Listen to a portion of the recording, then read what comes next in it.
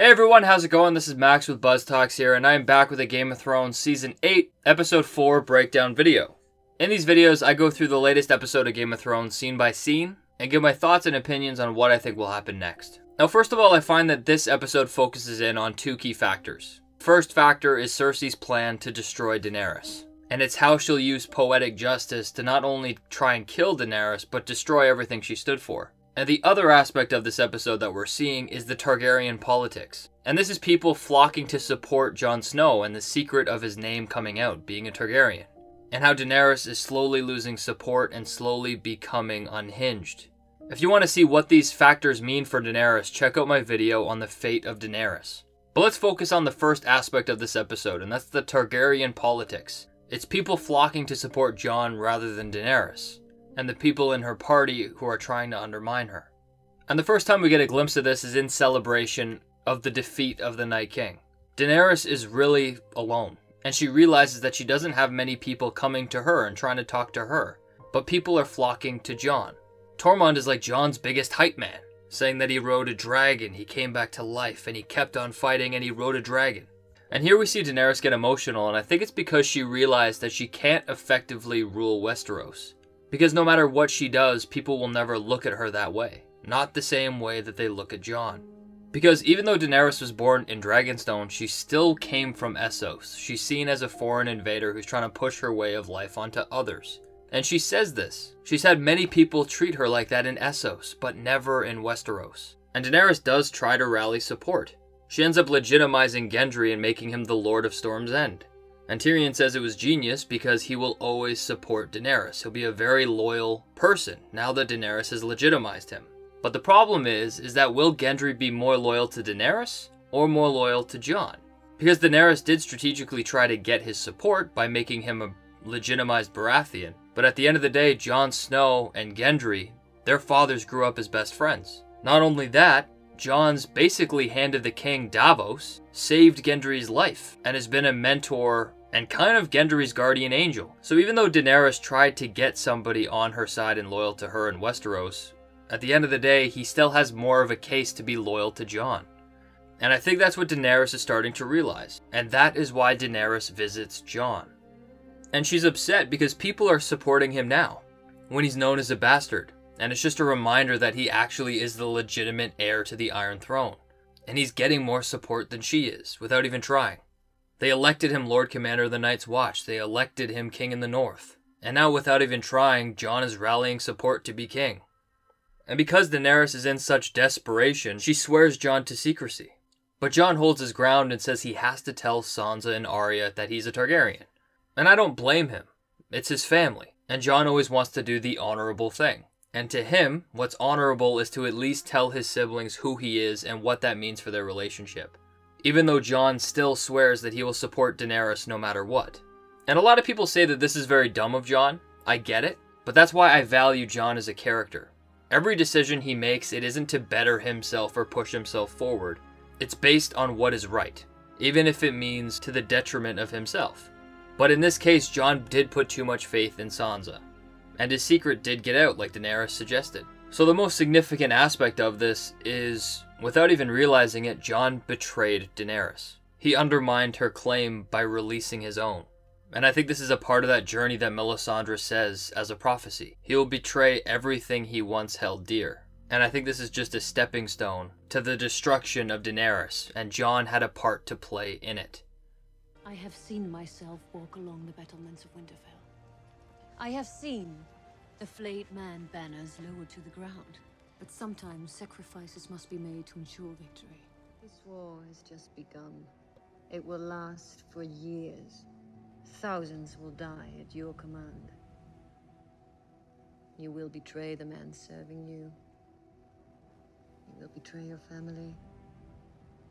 You will betray everything you once held dear. And it will all be worth it.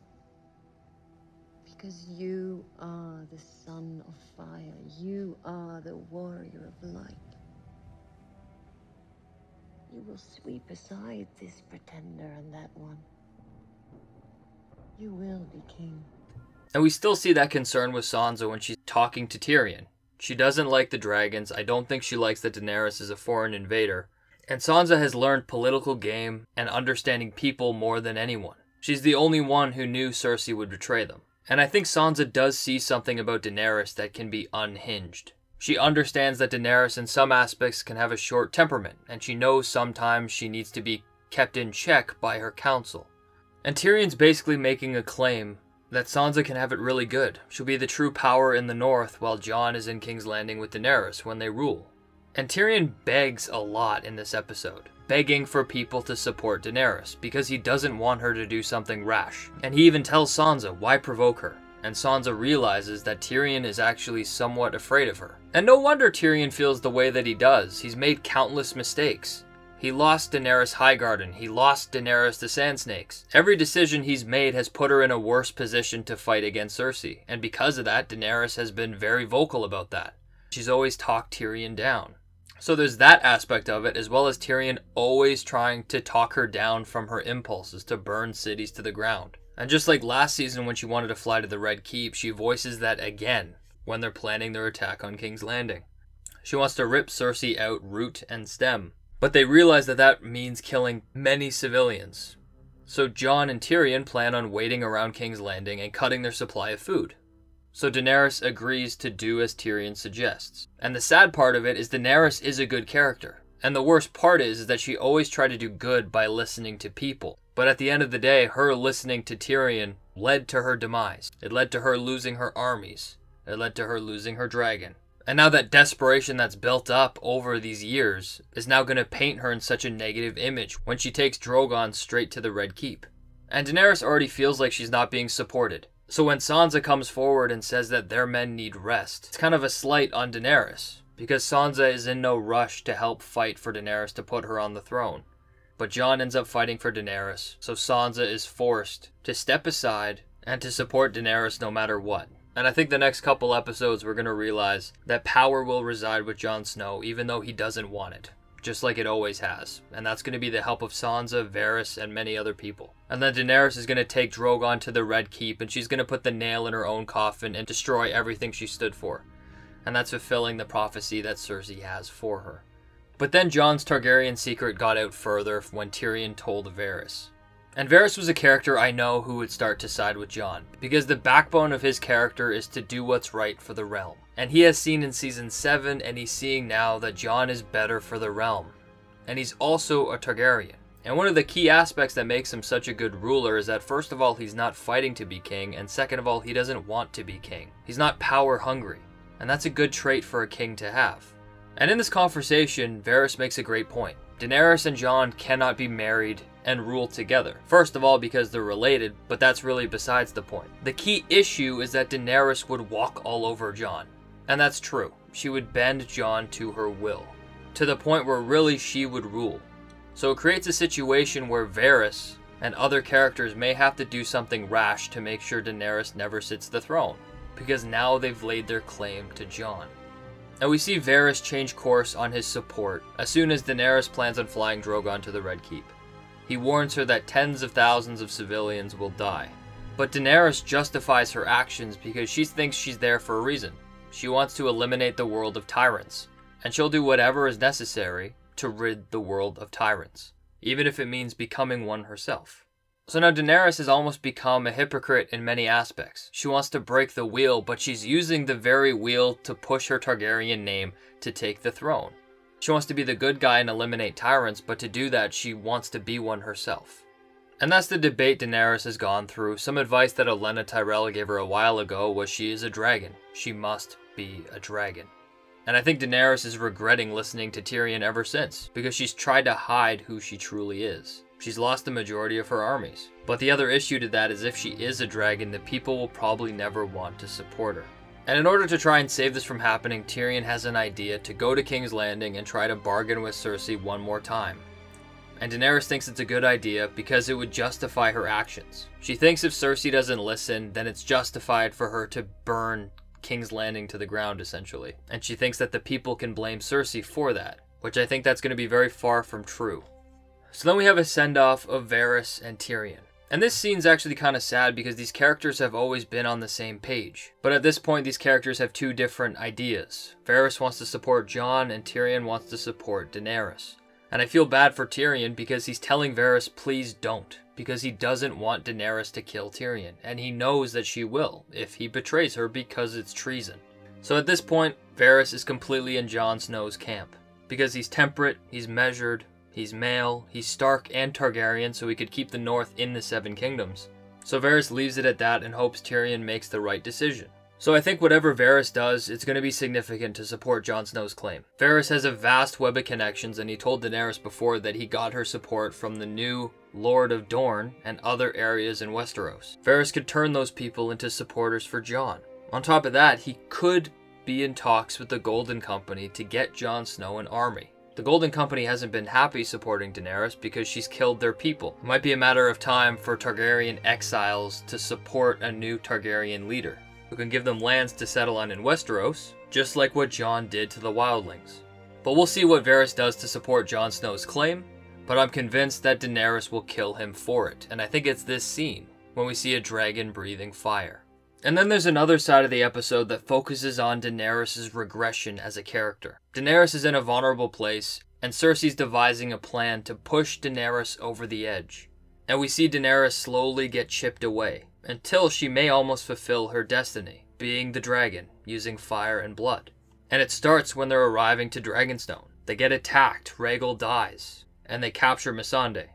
And that's the first stage of Daenerys' demise. She lost another child. And right after that, we see Cersei preparing for her arrival. She's bringing civilians into the Red Keep.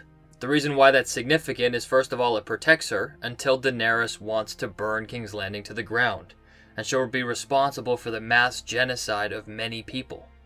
And that's a part of Cersei's plan. It's not about just killing Daenerys, it's destroying everything she stood for, making Daenerys look like her father, the Mad King. And that's the poetic justice that Cersei has planned for her. And then Cersei gives Daenerys a final push, when she executes Missandei in front of her. I honestly believe a part of the reason she left Tyrion alive, and the reason she left Daenerys alive, was to let the story unfold. The Unsullied, Dothraki, and the other armies cannot beat her Lannister force, cannot siege King's Landing, and cannot beat the Golden Company in the field. The only way Daenerys has a chance is if she uses her dragon. And in that scenario, Cersei wins. Daenerys destroys her reputation of being a savior, and she becomes a conqueror and a villain. And this feeds into Tyrion's fear when he's talking to Qyburn. He basically begs Qyburn to work with him, because he knows Daenerys will use her dragon to burn the castles to the ground. He then talks to Cersei and begs her as well. There's one part of this that actually kind of confused me. He told Cersei to stand down for the sake of her child, and he kind of outed her, because according to Euron, Tyrion should not know that they're having a child. Euron found out a couple hours ago. How could Tyrion possibly know that she's pregnant? I honestly think it was a very lazy mistake, but it could have implications for Cersei. Because in this scene with Euron and Yara, Euron says that if he doesn't get what he wants, he'll just leave. He'll take his boats and sail somewhere else. And that could be after he realizes that the child is not his. But I honestly think Daenerys will kill Euron before that even happens. But after Missandei's killed, Daenerys walks off furious. And I think this is time where she's going to ignore her counsel, and she's going to do as Missandei said, Dracarys. She's going to use her fire to fight and revenge her friend. And that will be to her detriment, and her own people won't even support her after. But moving on from Daenerys, we also get future character arcs throughout the show that hint at what we can expect coming up. Jaime and Tyrion are having a talk, and Bronn comes to visit them. And Bronn's upset because he has nothing to show for it. So basically, Cersei promised Bronn Riverrun. Tyrion offers him double, Highgarden. So Bronn decides to follow aside them, take his castle when the war is won. And I personally thought that this was a side plot that was really stupid. It just brought Bronn right back to where he was as a character. There was no journey. And now he's just that character that just appears in random places. But then with Jaime, he realizes that Cersei killed one of Daenerys' dragons. So he decides to leave Brienne, because he sees himself as a bad person and he wants to go to his sister. And I think this whole season, Jaime's been kind of making right his wrongs that he's done in the past. And I think he still cares for his sister, but I think it will come full circle, and I'm hoping that he's the Valonqar. He's the guy who kills Cersei to stop her. Or maybe he just dies in her arms, because that's all he ever wanted, was to die in the arms of the woman that he loved. On top of Jaime going to King's Landing, there's also the Hound and Arya, and both of them have their own missions in King's Landing that they want to achieve, and they both don't plan on coming back. I think the Hound at this point is pretty obvious he wants to confront his brother, and with Arya it may be trying to kill the Queen Cersei, because Cersei's wronged her family countless times, and she was there for the execution and responsible for the execution of her father. But I honestly think the key arc of these two characters is realizing they have each other. I think the Hound will save Arya one final time, or they'll have a moment together, because in a perfect world I see these characters traveling west of Westeros together. It's just a matter of whether they both make it out alive. And I think Arya's mission could change. Melisandre put a very high importance on brown eyes, green eyes, and blue eyes. I thought that was just a generalization of her being a faceless person, but it seems like it's specific eyes. The Night King was blue eyes. Walder Frey could be brown eyes. And I think it would be interesting if Cersei was taken care of and Daenerys does burn King's Landing to the ground. I think it would be interesting if Arya ended up killing Daenerys. But another person who's a very likely candidate is Jon Snow, because according to Melisandre and her visions, whoever will be king will betray whatever they hold dear. But rounding off the episode, I thought there was a lot of really amazing character moments that I loved to see. I loved seeing drunk Tormund. I loved seeing the send-off to all the characters who died. Jorah, Theon, Lyanna, Dolorous Edd, and Beric Dondarrion. I love seeing Jon Snow's speech, showing that he's really becoming more of a leader and a king. I loved seeing Jaime, Brienne, Pod, and Tyrion playing the game that Tyrion played with Bronn and Shae in Season 1. But all in all, the character that I found hilarious in this episode was Tormund. So I think it was really sad seeing him be sent off. He decided that he wants to be north of the wall where he belongs. And we found out that Sam and Gilly are pregnant with their child. And that was an amazing send-off too. But where's the love for Ghost? Jon didn't even have a moment with Ghost, and I think that was very needed. I think that would have made this scene perfect, because now Ghost is going north of the wall. And I think that can be interpreted in two different ways. I think the worst part of Jon's character is that his life isn't even his. He's constantly being expected to be something from other people. And he always has to step up to the plate to fulfill it. And he always does what's right. And the same thing goes with being king. At the end of all this, I think Jon will be the one to sit on the throne, sacrificing everything he wants out of life. And Ghost represents what he could be. He could go north of the wall. He could be happy. He could roam free. And Jon decided that Ghost should have that, and Jon probably never will. Unless Jon finishes off his story arc and decides to exempt the crown and live life the way he wants to. And that would again represent breaking the wheel, because Jon has the strongest claim to the throne and he disowns it, so Westeros can vote and elect the king that they see fit. But that's how I feel about this episode. Please let me know what you think in the comment section down below. But until next time, I'll see you guys later.